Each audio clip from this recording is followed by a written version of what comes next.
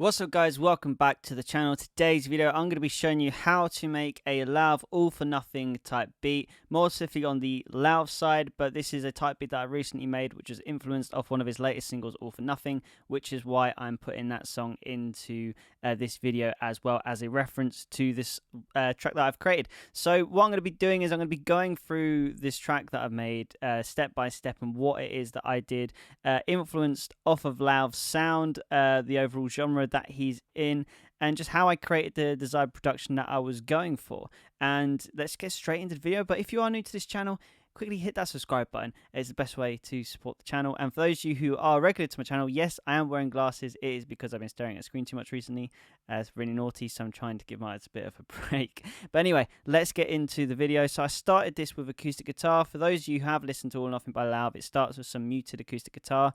So what I've done for that is I've gone into Contact, which those you know I like to use a lot. I have the picked acoustic, muted, and there's not a lot really going on with this. I've doubled it up so it's really nice wide, got a nice stereo width, and used the condenser microphone to get a really nice almost like scratchy sound from the muted guitars, so it sounds real. You can record a real guitar in as well, but you know, sometimes I like to get lazy, and this is a MIDI guitar. But anyway, this is what I came up with first and what I built the song around.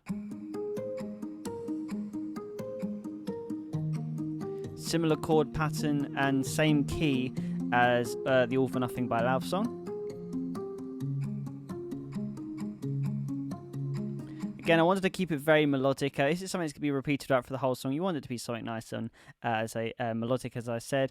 And then at this point in the song is when I added some pads in, more like the Rhodes or the 80s sounding pads, I say. Like, again, those of you who watch my videos know I love to go to these a lot, and it's a very sort of an 80s influence in terms of dance pop kind of song, or 80s pop music, should I say. So I've gone to the retro synth in Logic for these pads, which I'm now going to add, and a dark swell pad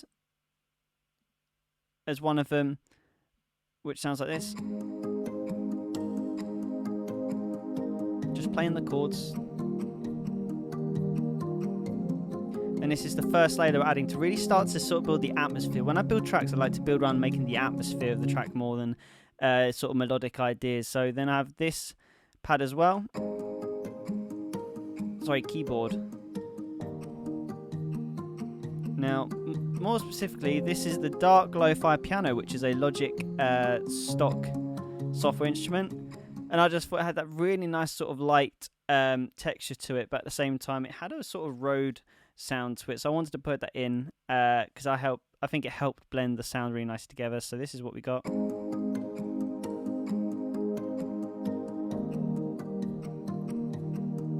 So if you do listen to the Lauv All or Nothing song, you know he starts the song by doing the chorus, and I've gone for the same idea here. Now we're going to get into the verse and we're going to switch it up a bit. So the only thing that stays is this acoustic guitar, but then we approach what I've done for the drums. Now this is the whole drum section here. We have a very, very simple classic drum beat, which I reference with sort of 80s sort of club music.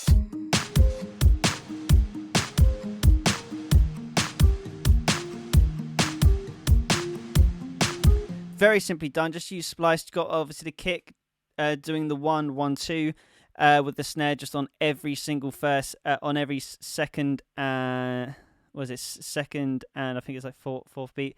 But it's just a very basic drum beat, very easy to replicate. The thing that matters most is the sounds that I've gone for. Now, if we just isolate the kick drum quickly, it's a very low, punchy kick. I wanted to roll off a little bit of the low mids, really just emphasize on the thump that it's giving, which is going to be below 200 hertz. So I've really boosted that, exaggerated it quite a lot.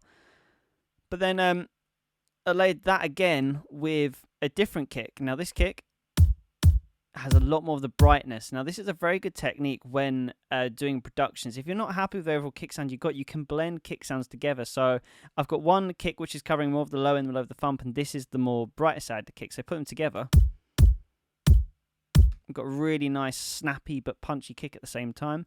So then for the snare, again I've layered for the snare. So this is the first layer that I've got. A lot of reverb, again 80s, one that sort of retro sound, so that's what we've gone for.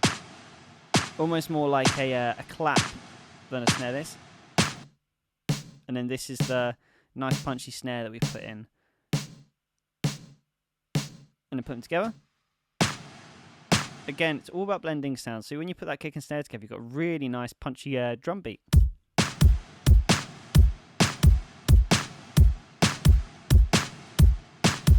And then again, just using Logic's drum kit designer, I then added some hi-hats in the second half of this verse, again, to add that all-important development. And again, it's so simple. It's just a very simple drum beat with the odd open hi-hat thrown in there. And then the last thing that's, I can say that's been added to the whole drums and the whole song is we've got a crash and reverse crash. Now, I'm going to show you how to do a reverse crash, so there's something to learn from this video. But anyway, this is what I've gone for, the reverse crash.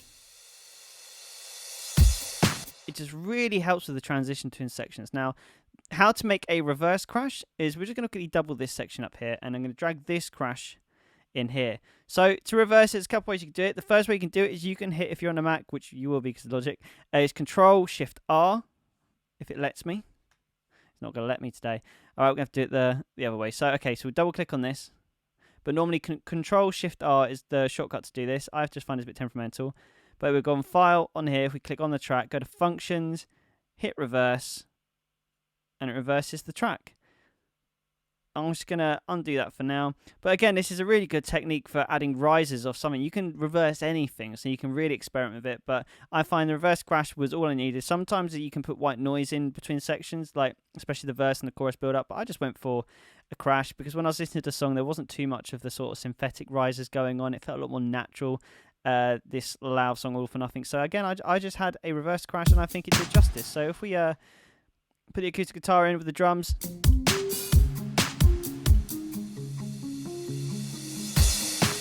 Again, I just had the drums cut out just before the chorus, just to add a little bit more emphasis that there's a transition happening from the verse to the chorus. It's a really good way to break up sections in a song.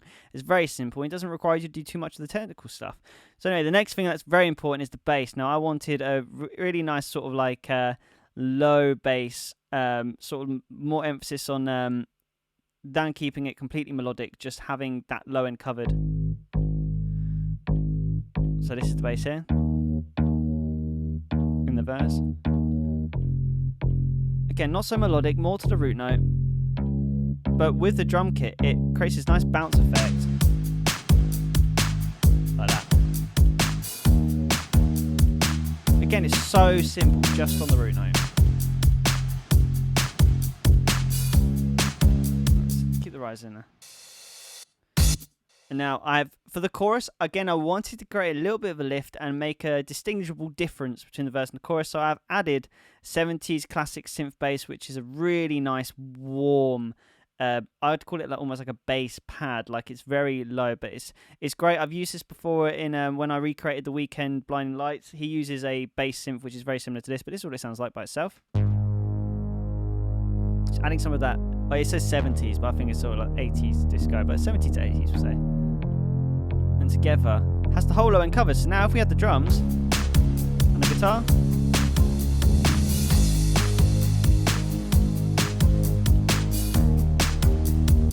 we've got a chorus starting to come together. Now, the next thing is I wanted some electric guitar in there, preferably more of the modulated kind or massive reverb. Again, we want to start creating an atmosphere in the track now. So we have the verse covered. It's just our acoustic guitar, bass, and drums. Very, very simple. And now we're going to go to add more. So we got this section I've added in. Again, we're in Contact. Everything's MIDI on here. And we've got another guitar sound. And it's chord. My favourite electric vintage. For those who don't know the electric vintage, this is it here. Just open chords. My favourite reverb. Full native instruments on this sound. I call it the ROM. It's probably never called the ROM. I've just got so used to calling it the ROM. But again, it just helps add a really nice retro vibe to the song, like Lauv's All or Nothing has. And like again, even on his last album, like there was a lot of these kinds of sounds on there. Like it was very simple, but there was always a really nice sense of ambience in a Lauv song. So I wanted to try and relay that into this song, especially because All or Nothing has it. And then we move on to this next texture that I've added, which is guitar melody.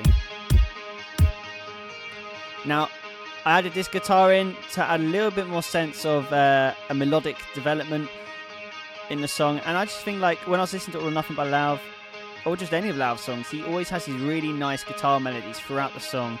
Really helps drive the song on. So again, we put all the guitars together. Sounds epic. Absolutely epic. So again, let's just quickly chuck all that in together.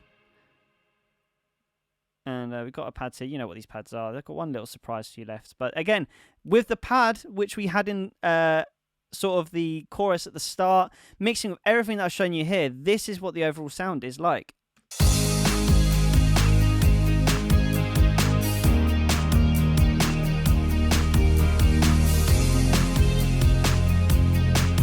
Now, I listened to that, and there's still one more thing missing, and we're going to add that in. And of course, for these kinds of songs where, like, again, I always look back to the sort of songs like Take On Me by Aha, or anything off the Weekend track, Charlie Puth, Dua Lipa, something that's really well effective, and the Human League as well, if you're into your 80s music, is synth strings. I think they're really, really good for adding brightness and colour to a track, and I just feel like it's that lift that this chorus needs, so I added that in.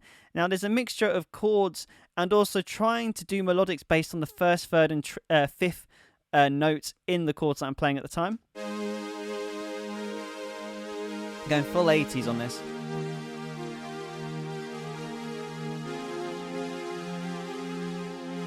Again, like, I wanted to keep it back a bit in the mix, but again, it's just an extra bit of movement, and I think it adds a real lift to the song, synth strings. I think it's such an incredible thing to add, and do you know what? Like, there's a lot of software you can buy in native instruments to get really good synths, but honestly, I'm telling you now, Logic's stock plugins for synth strings, there is a multitude of different options, and I really like the bright synth strings. I use them a lot in all kinds of productions of client work and type beats. I just find these are really nice. And again, I'm just going to quickly show you, for those of you who use Logic and you want to find out where it is, literally just into strings and bright synth strings, it's right there. It is a preset and it sounds great. You can mix it a bit more to your liking. I've just raised the low end a little bit, not too much more, and I added a chorus as well just to spread them out. Now the chorus, this is really cool, because if you don't really know what a chorus does, we can use a chorus to take something that's straight down the middle with deadpan, like, or in mono, and you can, because of the way it works, you can split the signal to left and right at the same time, creating this massive stereo effect. So basically, we're shoving the strings inside the mix. Let me demonstrate that to you. So this is the chorus on. Now, if you've got headphones on, you can just hear the strings get bumped out to the sides and mix a lot more, and it's really cool. So anyway, with the strings added, this is what we get for the chorus. Just almost all of a sudden, there's this lift.